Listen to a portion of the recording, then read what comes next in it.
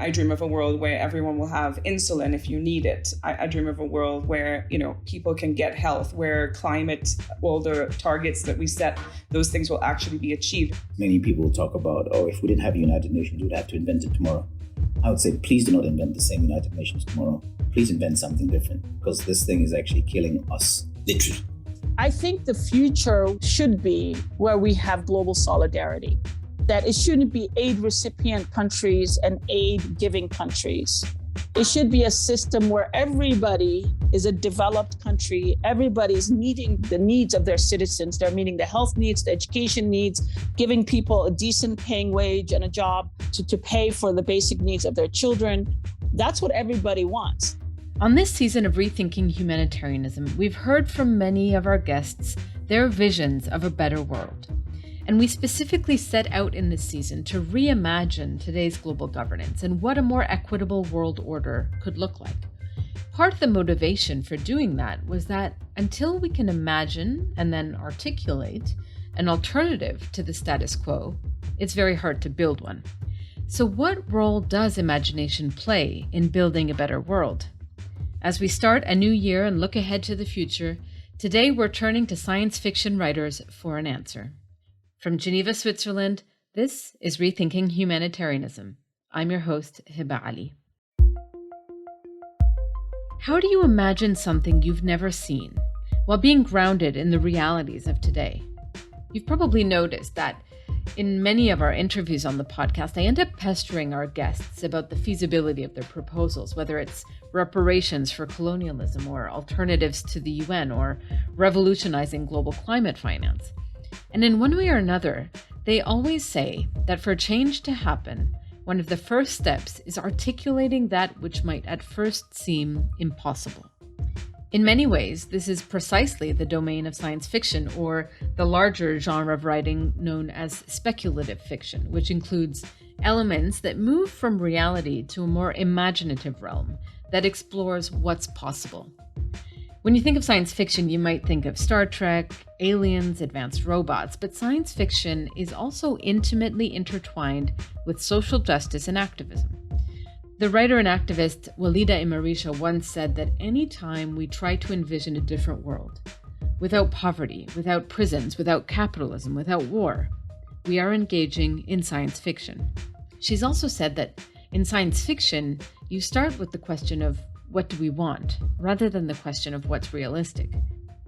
Unfortunately, I think a lot of our movements get trapped by this ideal of realism in our organizing. And really, that's a method of social control, because all real substantive social change was considered to be utterly unrealistic at the time that people were trying to make it, because it fundamentally challenged the power structure. And so it's vitally important to have spaces where we can transcend everything we're told is realistic or possible, so that we can imagine the impossible and then make it our lived reality. So to help us understand how to do that, we're joined by science fiction writers whose work speaks directly to the future of global governance and how to better address crises. For science fiction fans, Kim Stanley Robinson needs no introduction. Described as one of the greatest living science fiction writers, Stan is the author of nearly 24 books, most notably the Mars trilogy, and his most recent novel, The Ministry for the Future, which I've actually just started reading, explores how a governing body born out of the Paris Climate Agreement attempts to address climate change and has been described as presenting a rousing vision of how we might unite to overcome the greatest challenge of our time. Stan joins us from Davis, California. Welcome to Rethinking Humanitarianism. Thanks, Heba. It's good to be with you.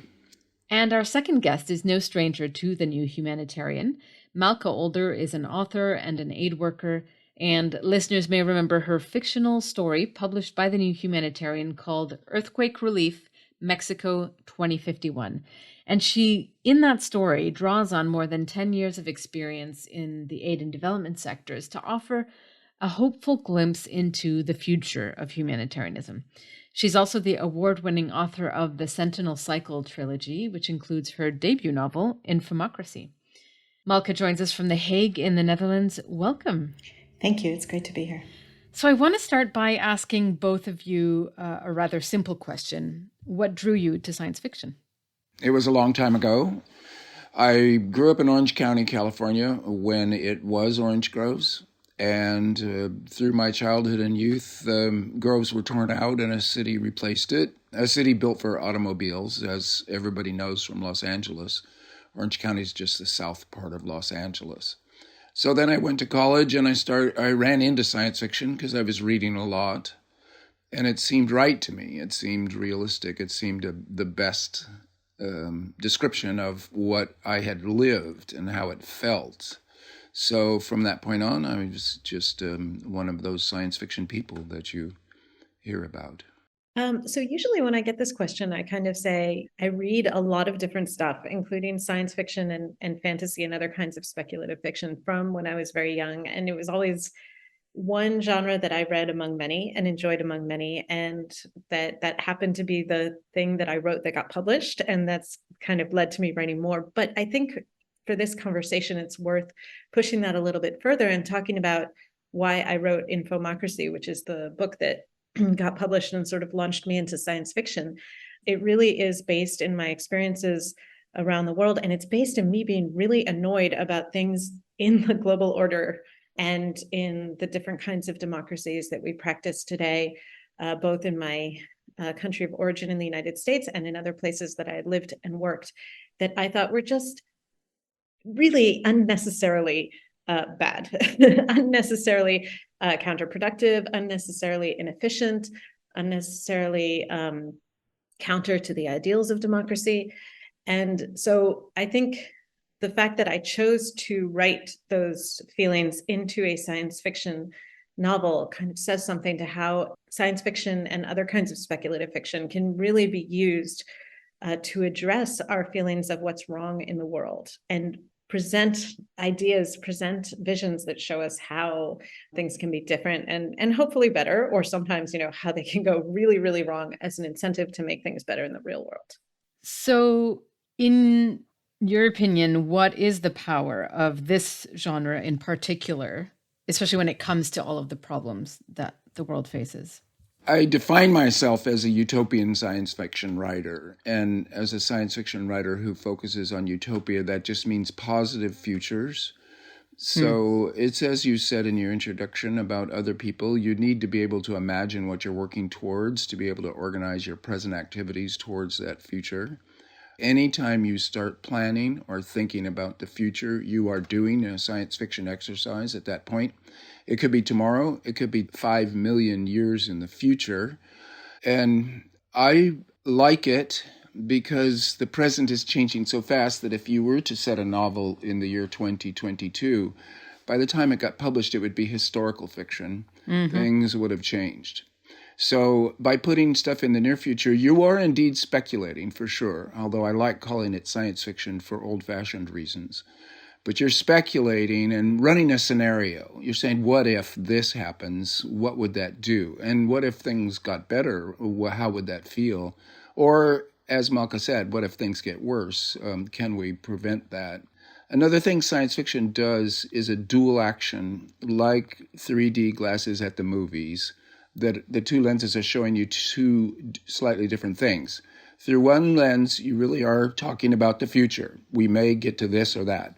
Through the other lens, it's a metaphor for how things feel right now. It's symbolic. It's not attempting to really predict any future. It's saying right now feels like this. Time is accelerating. I've turned into a robot. These kind of statements are metaphors for how things feel right now. So when you combine the two lenses of what science fiction does as an aesthetic act as a reader, it's a pretty sophisticated thing. A third dimension pops. In this case, the fourth dimension, which is time. You get a sense of time happening, of history. You get some future. You see the zone in between. Suddenly this dimension pops and you're thinking historically. And that's what science fiction does that regular literary fiction just doesn't have the capacity to do, is to think historically. It's interesting that you reference, that science fiction can become historical fiction. And we've seen that to be true in many cases where writers like Ursula Le Guin or Octavia Butler are using science fiction to make really poignant commentaries about our world, and then what they write actually becomes reality. And so, Malka, I wonder, for those of you like both of you that are using science fiction to address the very real and existential threats of our time, climate change, Stan, has been a big one for you, but humanitarian crises also. What does science fiction allow you to do that other methods like working in aid and development, in your case, Malka, doesn't?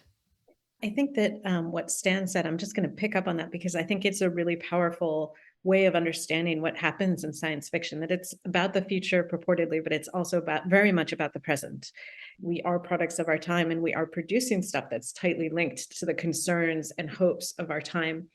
And that double vision that he talked about is useful because, as he said, it's a metaphor for the present. And sometimes it's very hard for people to see what's going on and what their role is, and particularly what the other possibilities are, what is closed off to them because of what they take for granted, unless they come at it from sort of a different angle. So I sometimes call it like a funhouse mirror, or it's sort of a distorted view where you think you're reading about something else. And hopefully there's a moment in the book or piece of media where you say, oh, but that is actually telling me something about where I am right now. Mm-hmm. And perhaps that something is actionable. Perhaps it's something that, says, oh, maybe I need to demand more and demand better, or maybe I need to think harder about this particular threat, or maybe I need to think about how I interact with people in my life on a very local, intimate scale. It doesn't necessarily have to be huge to change the world. But, I think I'll be honest that, when I stopped working in the field, it was a big adjustment to move first to academia and then more and more into fiction writing, because it's often quite hard to feel like you are accomplishing things in the same way as when you're face to face with people. And so to move from that to writing words on a page that will hopefully reach other people in several years, maybe if they buy it or not, it's a big jump. And it's sometimes, I sometimes still kind of yearn for doing things more directly. But I do think that it's important for us as activists, as humanitarians, to also occasionally take that step back and be willing to look outside of the system that we work in, because that is how we think about paradigmatic fundamental change. And one of the things that's come up very clearly in these conversations that you've been having now for more than a year is that a lot of voices within the humanitarian system are calling for that kind of systemic, deeper change. And to look at what is possible, what that could be, we really do need to step back, and we need to be using our imaginations. You teach this course called Predictive Fiction, where you make the case that speculative fiction is an undervalued method of understanding the future. So walk us through that argument, especially as it relates to humanitarianism. Right. So exactly as Stan said, anytime we plan for the future, we're speculating, we're doing a kind of science fiction, because nobody knows what the future will be.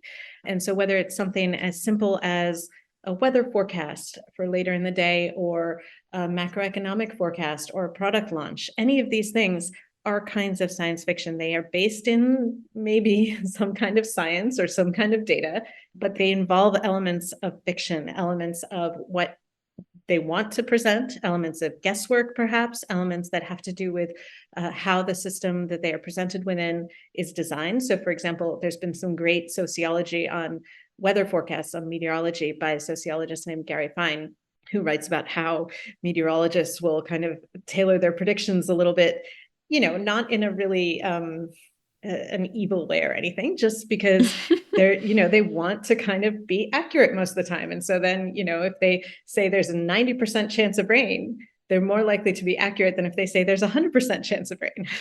And so there's all these elements that go into these quantitative things and these very impersonal predictions that we are fed all the time. And yet, from the weather reports to the economic reports, even though we know all the time that there are strong elements of uncertainty in them, they're presented to us as nonfiction. They're presented to us with the news. in the newspapers. A cost-benefit analysis for a new project is presented as, this is the way it's going to look. Okay, there's some margin for error. So I'm really interested from a sociological perspective in the difference of how we value those things and how we value science fiction and other narrative stories about what the future could be. And I think that we have a real risk as a society in that we only listen to this one kind of prediction and not the other. And particularly from my humanitarian background, I actually kind of love numbers and quantitative and benchmarks and sphere, because I think it's really important to have numbers that we can look at, whether it's to know when we need to evacuate in certain situations or to know whether we're hitting a minimum target. I think those are super useful. But at the same time, numbers do not tell the whole story. And I think this is also something that's very clear in the humanitarian world, that we need the stories of the human beings who are involved when we're making decisions. We need to have our emotions engaged, because to make decisions without emotions is impossible. And all these stories that depersonalize our world in order to predict the future, that say, in the next quarter, consumers will be saving less. It's taking our agency out of the future. And it's taking the weirdnesses of individuals and of humanity out of their predictions. And that misses a lot. So I think that we need to be, while we keep the value that we have found in data analysis and in quantitative approaches, I think that we need to be putting back in our emotions. We need to be thinking about human stories. We need to be thinking about the way humans realistically react to things as we're considering what works in the different systems that we need to keep society functioning and to keep this planet healthy. And as someone who is married to a meteorologist, I can attest that their data-driven approaches are often wrong. When I ask him, is it going to rain today? And I don't take my umbrella and I come home soaking wet. But anyway, you're both using speculative fiction to reimagine global governance in some form. And I mentioned it off the top, Malka, you wrote recently for us about how disasters could be handled better. And the time frame in that piece was 2051. Stan, you wrote a short story that you read on TED Talks set in 2071, where you recount how humanity ended the climate crisis. So let's meet halfway. Let's say it's 2061. How has your writing and other science fiction, I suppose, influenced your vision of what global governance could look like then? And if science fiction has the power to change how we look at things, and what we think is possible, what do you think is possible? Well, okay, so this is a kind of a science fictional game. Let's, I mean, it is. It has a gaming aspect to it where, okay, pick a date, and then let's presume that what we're going to do is try to describe things working better. So global governments, humanitarian aid and global governance. Well, okay, we have the UN and we have the Paris Agreement and we now have the Biodiversity Agreement, which is very powerful, coming out of Montreal. And then we don't have a good sense of what the migration is going to be or how we're going to deal with climate-driven migration. Also, failed states migration, like Syria in 2015. So pick a number, but it's going to be in the millions. Right now, you know better than I, but it's close to 100 million people displaced on this planet. And we have 8 billion people, so that's not a giant fraction of the totality, but it could easily triple or quadruple in a matter of a few short years, driven by climate disasters or governments falling apart because they can't sell petroleum anymore. So we have these petrostates that depend for their government money, their income, on the fossil fuels that they own and they sell. And then they've signed on the Paris Agreement. We can't burn that CO2 or we've torched the planet. And suddenly these nations, which are big nations, Venezuela, Nigeria, South Africa, all the Arab states, Canada, they suddenly are broke. And their governments begin to fall apart because they can't pay police, they can't pay airport control. They're in such terrible state for paying their government workers, and they are bankrupt. They're running to the IMF, they're running to the World Bank. We need special drawing rights, and then suddenly you are in a different global governance. And what's running it is the central banks of the developed countries, the richest countries, really US and China, the G2, and they don't like each other. They're not cooperating well right now. It's a competition between the two for global dominance. But you also have Europe, a big third power. Then you also have the BRIC countries. It's not a simple situation in terms of global governments or global power dynamics. But you do have the US dollar and the Chinese money as the two forms of money that you can count on to backstop everything else. So I'd say the new global governance is going to be, the brains of it, the theory will be coming out of the UN and out of think tanks and out of academia and sociology. The actual action of it is coming out of central banks and private capital, investment capital. Do they see an investment opportunity to make a profit? Well, not really. Humanitarian aid is exactly done on the margin as charity, as a gift on the side, typically. It doesn't make money for private capital. If a business goes to the bank and says, look, we want to borrow money because we're going to build towns for people who can't afford to pay for them, well, where's the profit in that? So if you're trying to postulate a good, flexible system in the year 2060 to cope with the chaos that's going to come from mass dislocation, you do indeed need to invoke governments cooperating through the UN, through the central banks, through international treaties, or through doing it themselves if they're the biggest companies, and them saying that they'll be better off if the world is safe. So this is a big if. This is why we're talking about this. It's actually not looking good because it doesn't fit into the capitalist model of making profits. You described yourself as a utopian science fiction writer. That sounds rather dystopian to me. Yeah, well, I am a utopian science fiction writer, so this is why I try to go to the sources of power and think, would they change out of enlightened self-interest? Is the United States and China safer if you don't have millions of people crashing their borders and starving and causing disruption in their cities and amongst their own citizens? So to be a utopian now is to set a very low bar given where we are. If we dodge a mass extinction event in the next 30 years, that's a utopian story. But I guess that leads me to the question, is the goal of science fiction in this realm to scare people or to inspire them?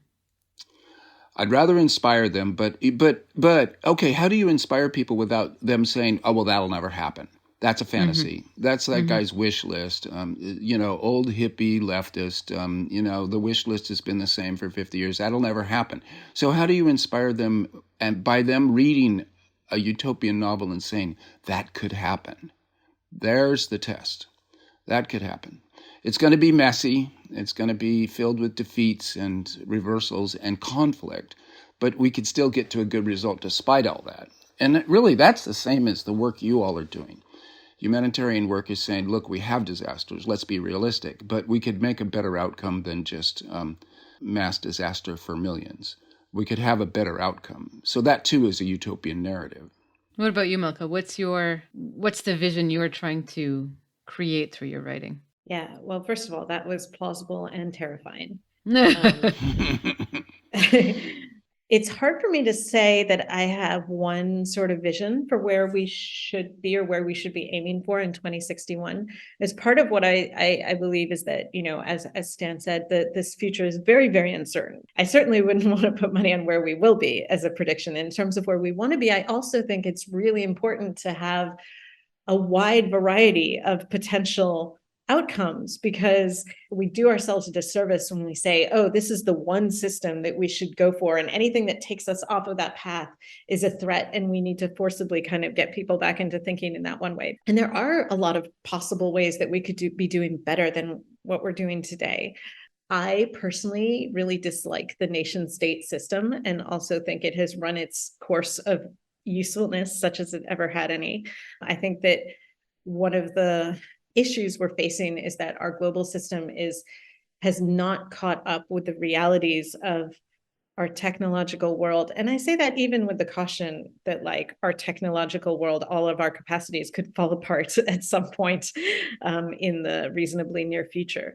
But we still have a whole lot of knowledge and capacity that we didn't when this system was cobbled together by elites and or people sort of fell into it because of how territory was used at the time. So I really think that we can hopefully move on from these ideas about borders and about governments and about being ruled by ideas about economics as the absolute good and the way to ensure people's well-being. I think that we are seeing a lot of this experimentation with supranational bodies like the EU, like the African Union, which is moving to get stronger, like ASEAN, like Mercosur. We're seeing that sort of expansion at the same time that we see a lot of microstates and autonomous movements coming out. And so I think we're seeing a lot of this kind of muddling through what the right scale for human coordination, what the right scales really are, because it's not just one thing. It depends what we're talking about coordinating on. So, I would really hope that by 2061, we figured out some kind of global coordination that works in a much more global way than the UN does, and works in a very different way, because we do have global problems that we really need to be dealing with. And we need to find ways so that it doesn't become a rich countries club that are making decisions and vetoing things, or a nuclear powers club, such as that continues to have relevance. And actually, in the piece you wrote for us, the concept that you were kind of laying out was around kind of mutual aid at an international scale. And one of the episodes we had earlier this season was about the concept of global public investment, which is essentially that. So already there you can see that this notional vision has some legs in reality, or at least in movements that people are pushing for. I guess the question is to what extent you have hope that the worlds that you're building in your writing could actually become reality. I mean, I do have hope for that. I think, like Stan said, I really think that to guess what the world will look like in 40 years is an act of such enormous hubris, that I hesitate to say this is something that will happen, but I absolutely cannot say this won't happen, because there's so much potential between new technologies or social changes leading to unexpected, whether it's from a collapse that leads to a different kind of organization, or a social movement that leads to a profound change, or an experiment like democracy was an experiment at one point. Democracy was even kind of a historical fiction fantasy, right? Because they were really like, oh, the Greeks were awesome, let's do this our way. There's really these elements of narrative that are so powerful in the changes that we have seen in the world historically. And to quote Ursula Le Guin, because I'm not going to pretend I made it up, capitalism seems inescapable now, but so did the divine right of kings. And yet here we are. We know that these massive shifts have happened in the past. I'm certainly not going to say that they can't happen in the future. Now, will something come about that's exactly what I envision? No, but that's why I say we got to have a multitude of possible futures that we look towards, and we have to be flexible and really, there's a tendency not to talk a whole lot. This is less so maybe in the humanitarian community, but if you look at political science and stuff, there's a lot of focus on structure and system and less on values, and really thinking about, why do we want democracy? And what makes a democracy better or worse? There are people working on this, but in sort of the major strands of conversation, there's not a lot of talk about values.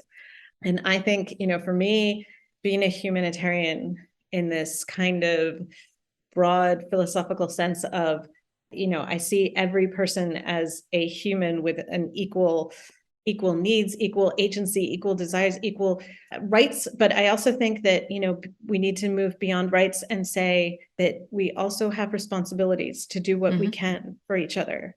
That's for me a pretty core principle in how I think about things. And we need to start figuring out, broadly, societally, some of these principles that we can start working for. Because even, if we take our societies at face value and saying, oh, democracy, we defend democracy, we're, neither at the country level nor at the global level are we functioning in democratic ways. And so if we really drill down on that principle, I think that would be one way to make the world a better place. It's not the be all end all. It's not going to get us all the way to a utopia, but starting from some of these areas and trying to build systems that are flexible, but that are anchored in the principles we care about that we think will make a better world for everyone is really important and possible. We're just going to take a short break and we'll be right back after this message.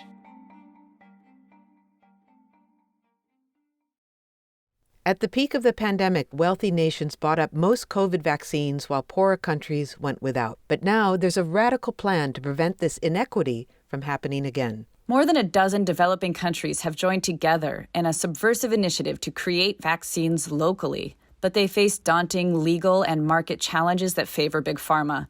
Will they pull it off? I'm Molly Bentley, host of Big Picture Science. In a special episode supported by the Pulitzer Center, global health reporter Amy Maxman joins us to share her reporting about this international collaboration. I talked to researchers in South Africa and health experts in Malawi and India about why, when it comes to vaccine production, location matters. We tell the dramatic story of a plan to supercharge the world's response to emerging epidemics. Look for the Big Picture Science episode, Vaccine Inequity, available wherever you get your podcasts. I mentioned in the introduction Walidah Imarisha's assertion that, with science fiction, you can start with that question of what do we want, which I think speaks to what you're talking about. What are the values we care about? But then, Stan, to your mind, how do you bridge that gap between what you want and what's realistic? Or how do you, I suppose, get to that vision that you have laid out in the imagining or the dreaming? Well, that part of it, I think, is extremely straightforward and easy. So, okay. Yeah, what you would want is for everybody to have food, water, shelter, clothing, healthcare, education, electricity, and security that they keep that stuff. How do we work towards that? So, pulling a couple of strands that I want to follow up from what Malka was saying, the nation-state system is particularly bad right now for dealing with global problems, because that's a zero-sum game where every national government's fighting for differential advantage, supposedly for their citizens. And that also cross-cuts with global capitalism, where really we're in one global economy that is capitalist, which means capital rules, which means the rich get richer and the poor get poorer. And there's precarity for everybody but the top 5%. So in that sense, the divine right of kings, as Ursula brought up in her great quote, it never went away. We still have the divine right of kings. It's simply liquidified. Why should there be billionaires? The billionaires are way more powerful than the kings of the Middle Ages. They are not constrained.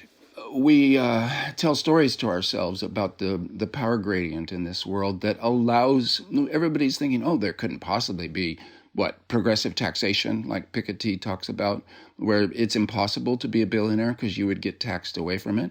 It's impossible to have Social Security from everybody for adequacy. Why should that be true?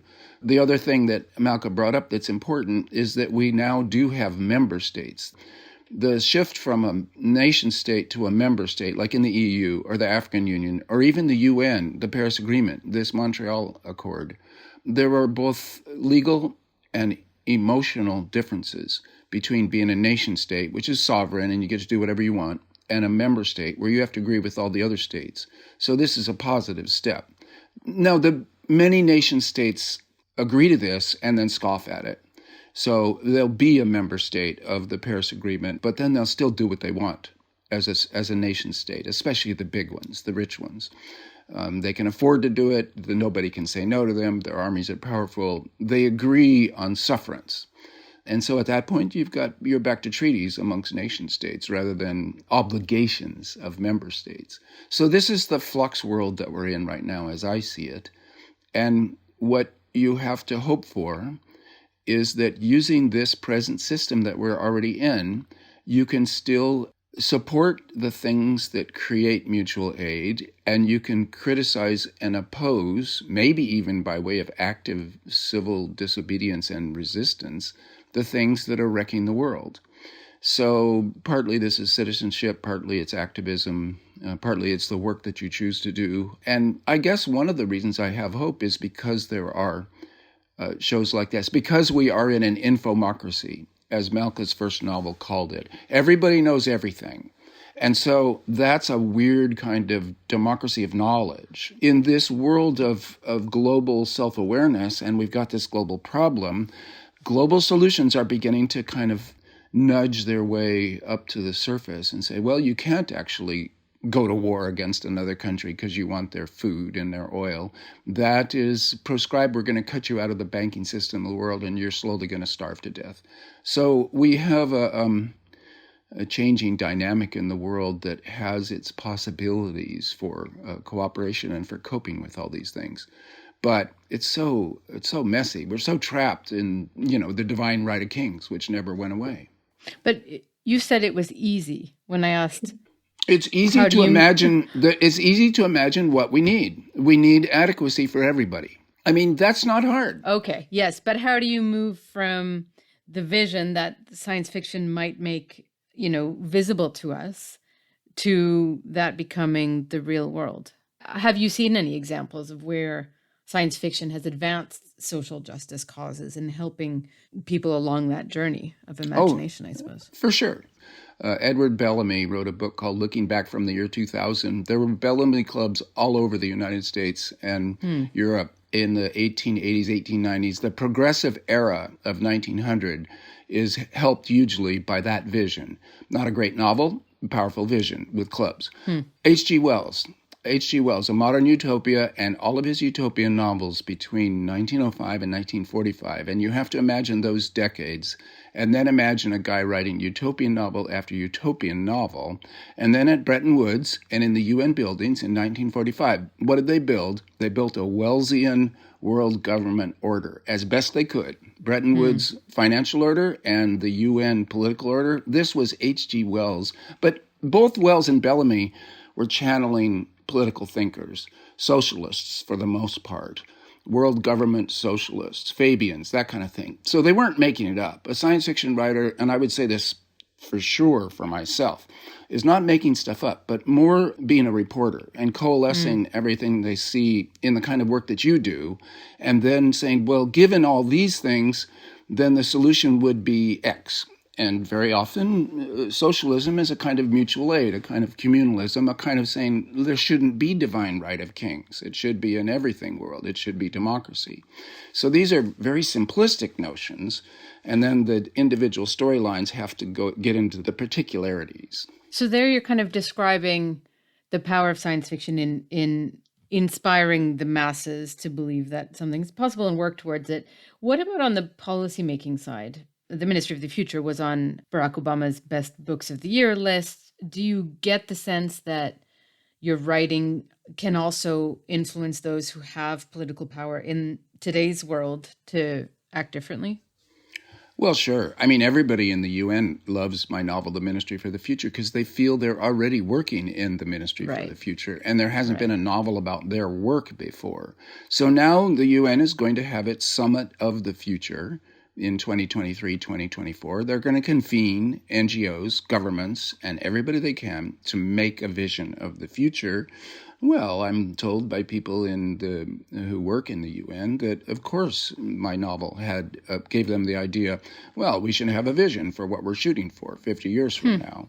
So you have Resilience Frontiers Initiative in the UN, and you have this Summit of the Future that the Secretary General's most recent report called for. They're working it up. There'll be meetings in September of 23 and 24, and hopes of creating a kind of a blueprint/constitution/plan that is really Ministry for the Future type work. So I think what I did by accident was fill a hunger people had for a vision of things going well despite the awful situation that we're in.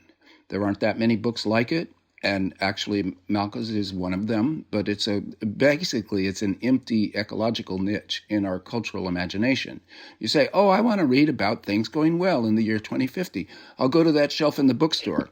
It is empty. That shelf is empty. And so people, when they find it, they begin to share it. The shelf is empty. That's interesting. But also the few books that are on the shelf, the wider science fiction shelf, are often written by a very specific slice of the population. So if we talk about a bit the politics of science fiction and whose vision of the future is most valued, science fiction is often dominated by white men, sorry, Stan, but with no particular social justice agenda, which is not your case. And the voices that are a bit more marginalized don't often have the ear when it comes to science fiction fans that they might hope for, despite a really rich tradition of people from, as I say, more marginalized communities trying to write themselves into the future or reimagining futures that might better serve them. And Afrofuturism, which really centers Black history and culture, is an example of that. So maybe, Maka, is science fiction any less susceptible to oppressive power structures than any other field? Well, I mean, when we're talking about science fiction here, what we're talking about is publishers, right? Because those are the people who decide not what gets written, but what gets to readers. You know, I do think it is changing somewhat, and we're seeing that reflected in what's getting out. There's still a long way to go, obviously, but I think what's even more regressive than what's coming out in print is what's being made into TVs and movies, and that's unfortunate because that does actually reach, sadly, way more people and get way more money funneled into production. And I think that's actually, a big part of the problem, because when you're spending a lot of money to make a show, it also means that there's a lot of people who have an interest in saying, oh, we must make sure this is profitable. And we're going to guess what's going to be profitable by looking at what was profitable last year. And that doesn't always work very well. And it also leads to very slow change and sometimes really boring shows, because those stories, again, affect how people think about the future, what they think is possible, what they're afraid of, what they hope for. To come back for a second to print, well, we're starting to see more marginalized voices being published. The area that I think is really lacking, especially when we think about it from the humanitarian perspective, is translations and people from other countries, other parts of the world, and trying to get more of those voices. As we talk about global futures, as we talk about global government, we really need to be doing more of that, more translation, more publishing. And it's hard to get that done in the US. That's one big issue that I think we need to keep looking at. Octavia Butler is having a moment now, and she's been dead a couple decades. And when she was actually publishing those books, she was quite marginalized. So there's such a desire for those kind of narratives that there's some backfilling. People go back into the tradition. And I really hope people start reading Joanna Russ, for instance, as an incredibly powerful, hilarious, and angry feminist voice in science fiction, and one of the great stars of her time. And Ursula was more famous the longer her career went on because of a desire for those kind of narratives.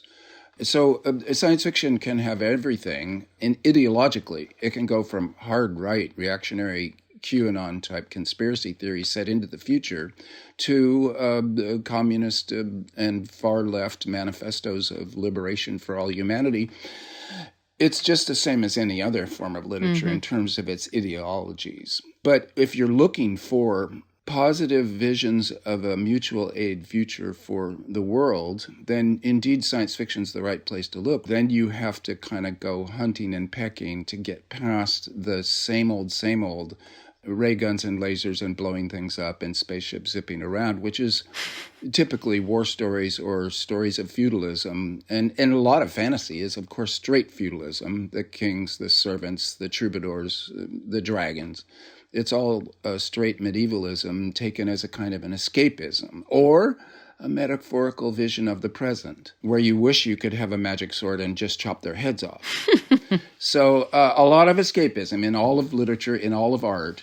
And when you try to have committed or activist literature, then, as Malka said, you run into the business of publishing. Like, who's going to buy this? When they're looking for escape and you write a gritty story of humanitarian work, who's going to buy it? Very few, because people read and watch TV to escape their current trapped reality rather than engage and understand it. So you have to perform some pretty convoluted judo tricks and Cirque du Soleil type jumps to make the kind of things we write about entertaining, and get it through your industry to a readership that enjoys it, even though they're looking for escape. One of the escapes would be nice is to imagine that things could still work out.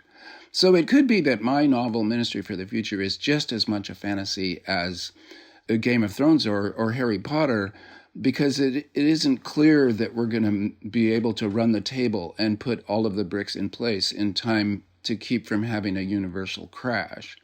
But I'm very interested in, say, the refugee camps. So Ministry for the Future has about maybe 6 or 8 plot strands, and one of them is refugees. It's pretty much Syria, a country that's falling apart, and they get to Switzerland, and then they're in a refugee camp for 20 or 30 years, and then they get out and they're Swiss citizens on a kind of Nansen passport.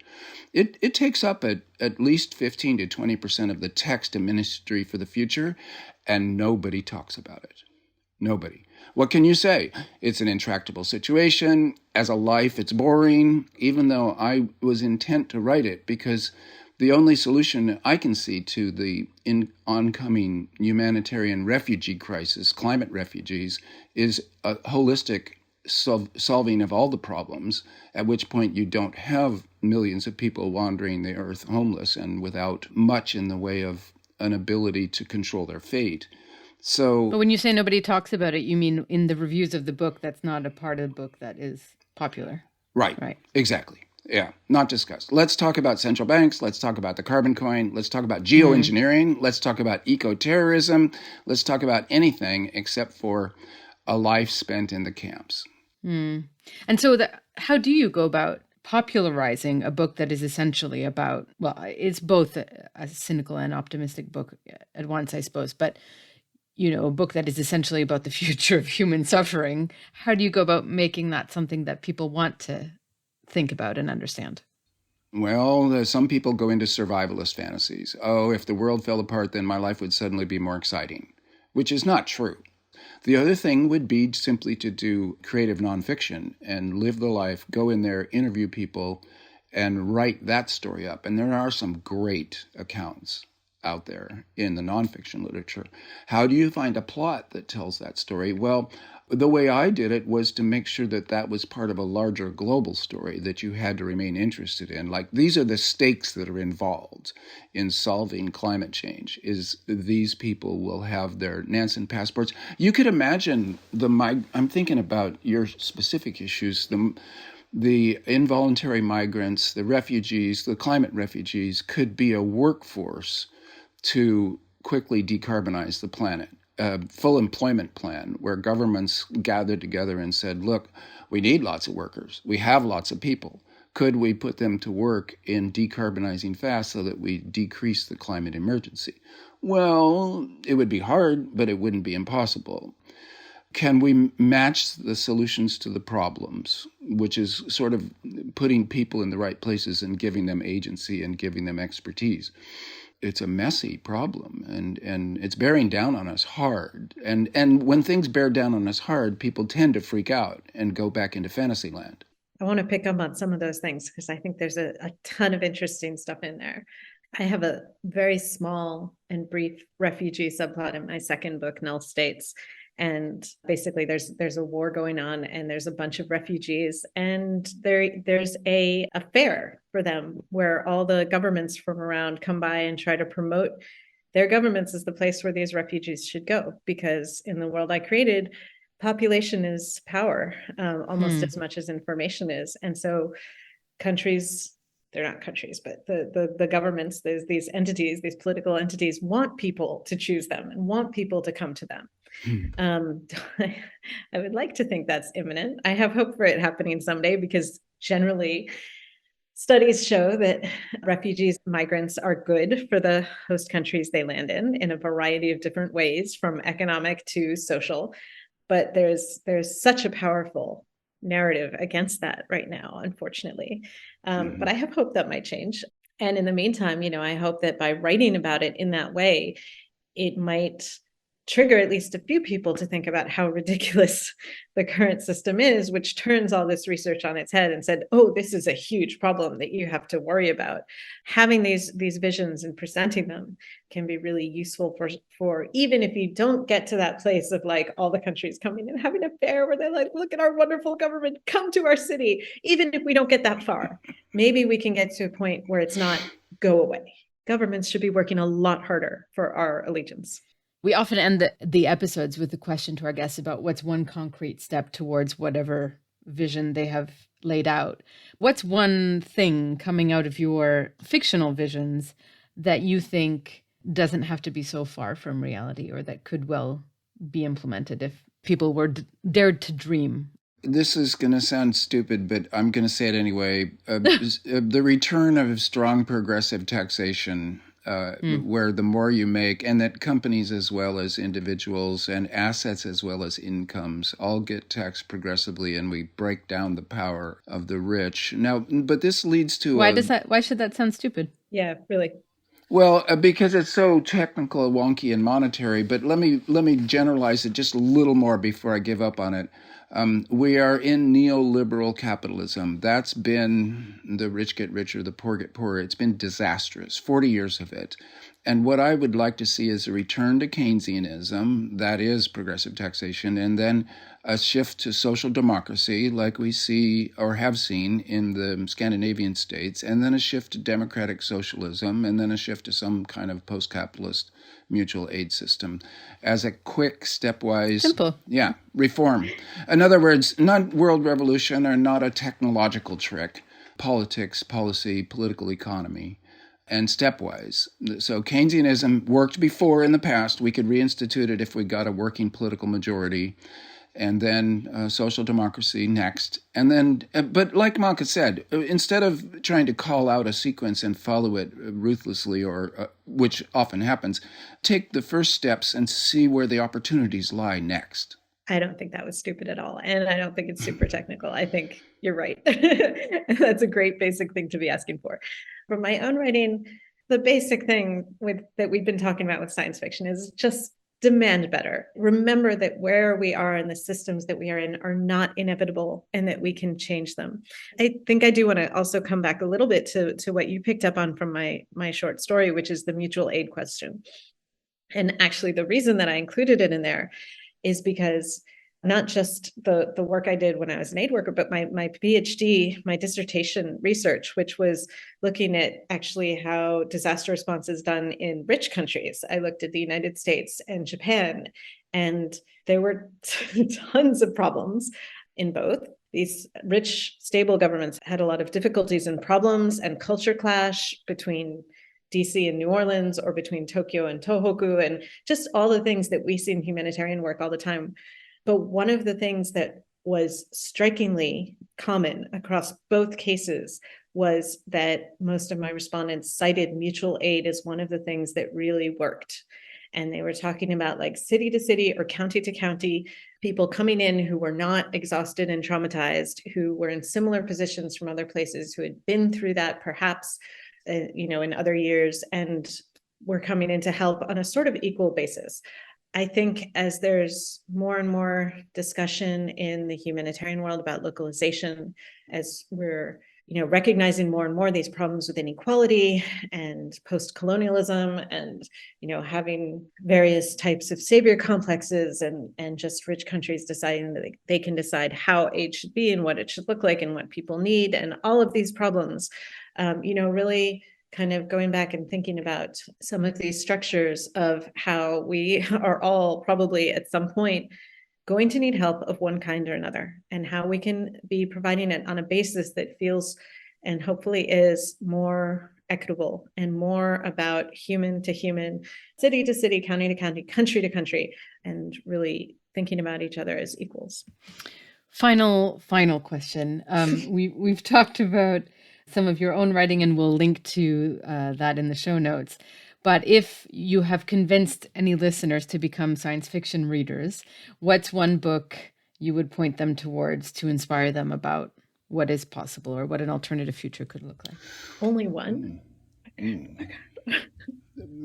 There's so many, but one that's very thought-provoking, particularly since it's human motion across the landscape, which is part of what you're up to, involuntary or voluntary. In this case, Cory Doctorow, Walk Away. That's an interesting book. It's not perfect, but it sure is interesting. Noted. Yeah, that's a great example. I always get stuck on these questions because I have so many books that I want to tell people about. I can't. I'm gonna cry. One series that I really like that sort of mixes fantasy and science fiction is the Tensorate series by Neon Yang. They're 4 short novellas, and they're each very different, and they describe a really complex and fascinating world that includes a lot of political analysis, as well as cool tech, as well as magic. If you're really into corporate stuff and robots, read the Murderbot series. If you She's cheating. You're cheating. Yeah, I'm gonna stop. No, I know it's hard, but I think we've got quite a starting point there. Stan, Malka, fascinating world that you inhabit, and perhaps one that we will inhabit, meaning the worlds that you write about. Thank you for giving us a window into what it means to be a fiction writer, science fiction writer in particular. And I really do think about it as daring to dream of what else might be possible. So thank you for helping inspire that. Thanks. Thank you for having us. Kim Stanley Robinson is the author of the Mars trilogy and most recently the Ministry for the Future. And Malka Older is the author of the Sentinel Cycle trilogy and a faculty associate at Arizona State University's School for the Future of Innovation in Society. You can read and listen to her short story, Earthquake Relief, Mexico City, 2051, on the New Humanitarian's website. If you've got thoughts on this episode, write to us or send us a voice note, or better yet, a bit of science fiction writing, if that's up your alley, at podcast@thenewhumanitarian.org. Today we'll leave you with a clip from Walidah Imarisha, the writer and activist we mentioned earlier. Imarisha is the co-editor of an anthology called Octavia's Brood. It's a collection of science fiction stories from social justice movements, and as you can tell from the title, the stories are deeply influenced by the legendary sci-fi writer Octavia Butler. In this talk, Imarisha describes the prophetic power of Butler's 1993 novel, Parable of the Sower, and how the book continues to inspire social movements 30 years later. This podcast is a production of The New Humanitarian. This episode was produced and edited by Melissa Fundira, original music by Whitney Patterson, and I'm your host, Heba Aly. Thank you for listening to Rethinking Humanitarianism. One of the foundations of this story, Parable of the Sower, is set in the 2020s. It was published in the early 1990s, and it is slightly dystopian future to ours at this point, where there's massive climate catastrophe that's happened. The wealth gap has grown immensely. There is regression in democracy. Racial tensions are incredibly exacerbated as part of that. There's a huge anti-immigration movement. For many people, it felt very predictive and even prophetic. And in fact, folks have been reading Parable and turning to it so much that it became a bestseller 14 years after Octavia E. Butler's death. So just, I think, last month, Octavia finally reached the New York Times bestseller list 14 years after her death for Parable of the Sower, because it is so prophetic, and because it centers not just around the immense violence and catastrophes of that world, but because it centers in the possibility of change. And so in Parable of the Sower, the main character, Lauren Olamina, is a young teenage Black girl who creates another way of living. Some call it a philosophy, some call it a religion, but it is a radical re-envisioning of how to be with one another that focuses on collectivism, on communal change, on a coming together and a healing and a reimagining. And I think many people, including me, have definitely been turning towards that vision for now.